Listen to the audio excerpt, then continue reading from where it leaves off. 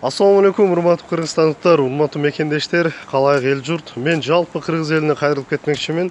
Мына эртең Кыргызстанда саясий митингдер болушу толук күтүлүүдө.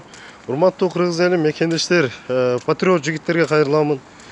Мындай митингдердин биз тактикасын билебиз. Мындай митингдерге бизге окшогон жигиттерди пайдаланат. Булардын тактикасы, программасын мен прекрасно билем. Менин сөзүмдү ошол митингге катышып аткан балдар, мекендештер түшүнсө керек.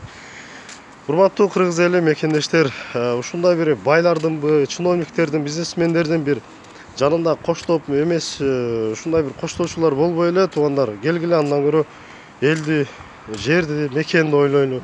Эртең Бабановдун келишиге 10 миңдей адам келет дегени ал бул калп туугандар. Келиши мүмкүн, анын жан өзүнүн коштоп жүргөн адамдары бар, жана өзүнүн колдогон адамдары, бирок акчага келет, алар дагы жөндөн жөн келбейт. Бунун өзүнүн программасы, өзүнүн тактикалары бар.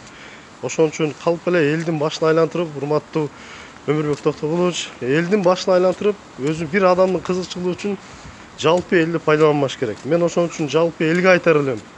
Ушундай бир эл бузарларга, жер бузарларга, сөз бузарларга ишенбей эле өз тамагыбызды, өз тирилигибизди кылганыбыз жакшы.